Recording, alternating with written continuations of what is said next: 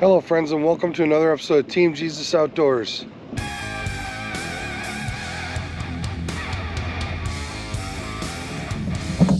Hey guys, Mike and I are back on Secret Lake X today, trying to pattern some early summer bass. These fish spawned not that long ago. We're going to see if we can figure out the early summer pattern on these fish.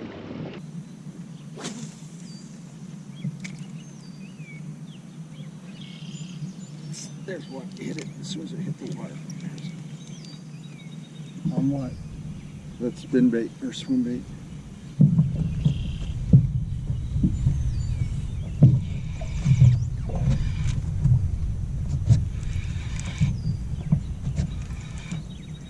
Well, you don't fight as much as it unless you're on an ultralight.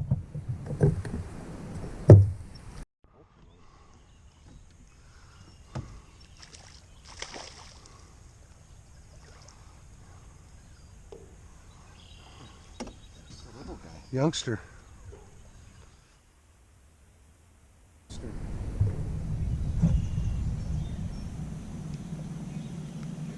He hit it as soon as it hit the water.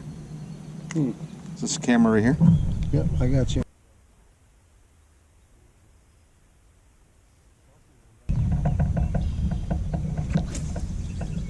Oh. Had it hit?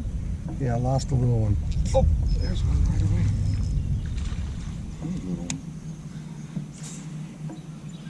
That was right on the edge of the pad there.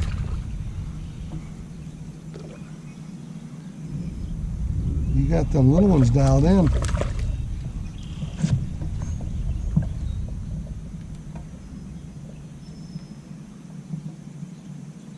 Here, give me your hat cam for a second. Just want them to see that bait. Yeah, pretty sure that's Exo Swim by Biospawn. I know on the little underspin. the bait is called, I think. Hey guys, the whole reason to establish a pattern is to establish a location of fish and a method of catching those fish that is repeatable throughout the day of fishing. If you can establish a true pattern, you can go all over the lake that you're on and you can catch fish all across that lake on that same pattern.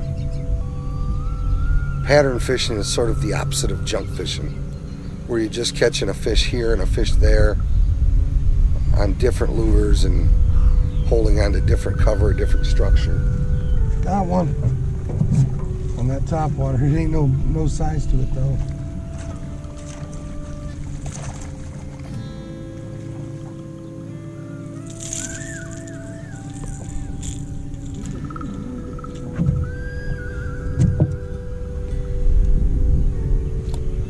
Guys, the best way that I know to establish a pattern is basically by eliminating water. I didn't hear a big splash from the bait. Oftentimes, by eliminating the unproductive water, you can find the most productive water. And this is exactly what Mike and I did on this particular day.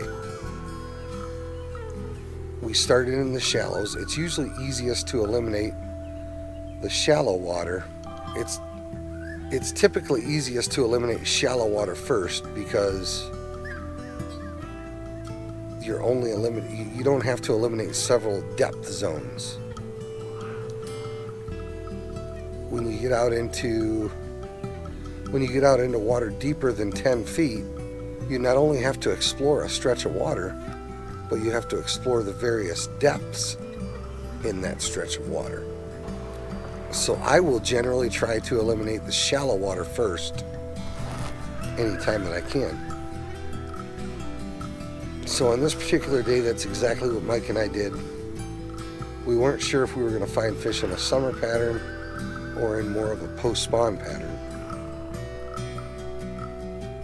So we started up in the shallow flats and we worked the shallow flats with some horizontal baits or moving baits.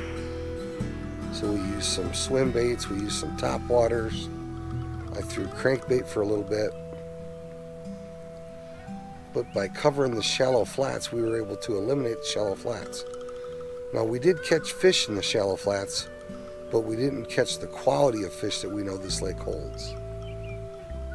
And we didn't find fish in schools. We'd pick off a fish here and a fish there. So we spent about an hour and eliminated the shallow flats.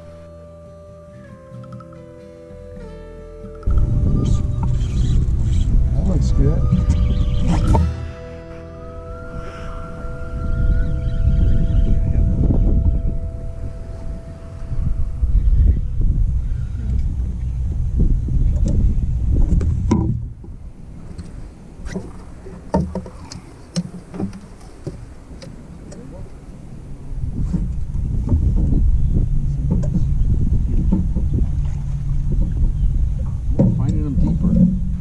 We tried the pads, we tried the shallow flats just out from the pads. This is out to about 6 or 8 feet of water. So from the shallow flats, we moved out to what we'll call the mid-depth range. We moved out to that, let's say, 8 to 15 foot of water. And in that depth of water, we found that there was a lot of patches of milfoil and some big patches of milfoil. Now, the grass had recently been sprayed on this lake, so the milfoil was starting to turn brown, but underneath it was still good and green. Every time we found one of these milfoil beds in 10 to 12 feet of water, we found fish, and we found several fish holding on each milfoil bed. So once we found a location, we established that the bass were really wanting to hit vertical baits.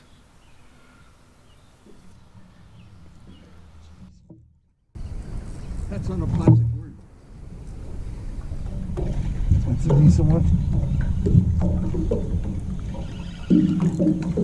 Ooh, this is our biggest one of the day.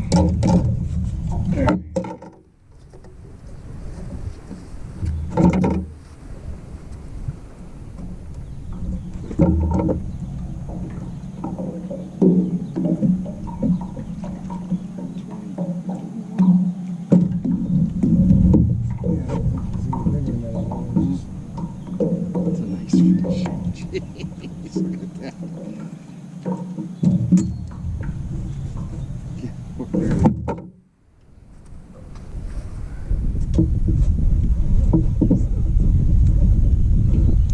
There's one.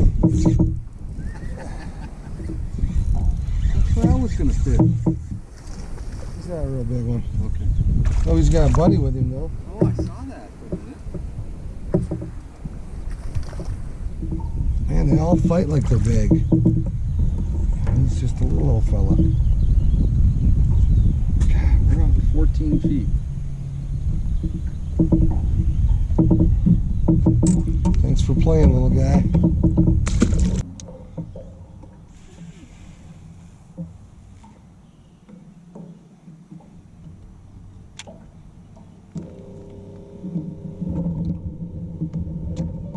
There's one. Oh, you got one too? Yeah. All right. Same size as that one you just caught. What'd you throw out there? Swim bait. Okay. Since you got one on a swim bait, I thought I'd try it.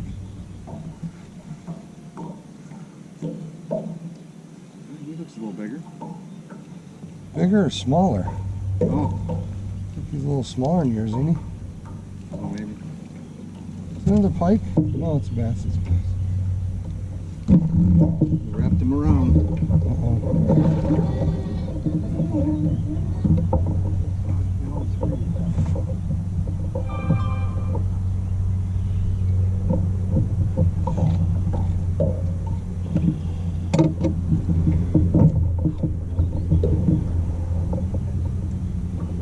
Okay.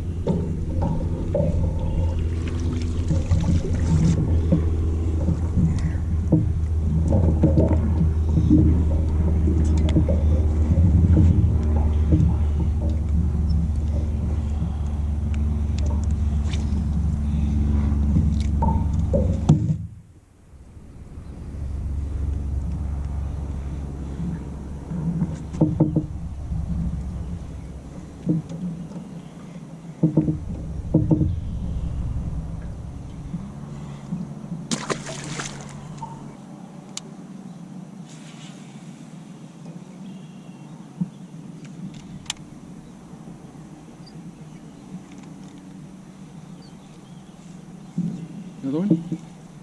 Yep.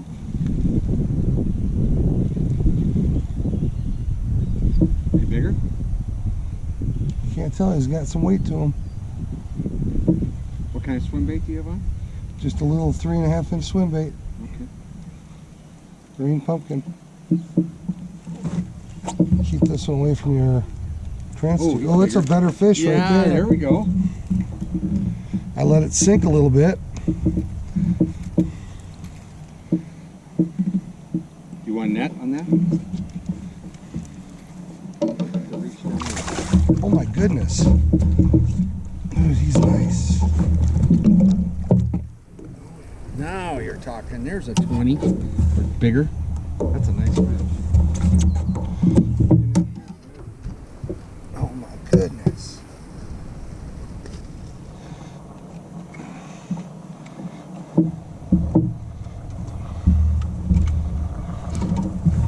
Yeah, now that's the size fish we're used to out here.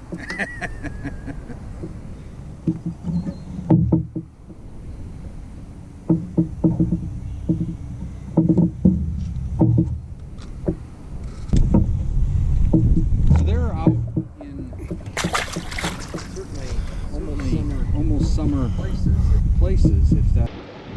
Well, hey guys, mission accomplished today. We definitely figured out a pattern on these early summer bass. We initially thought that we were looking for a post-spawn pattern because the water temp is still unseasonably cool. So we really expected to find more of a post-spawn transitional type pattern.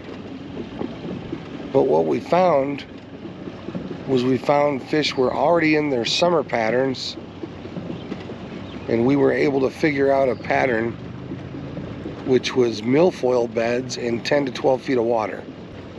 We caught a good number of fish. We caught several really nice fish, a couple pretty big ones.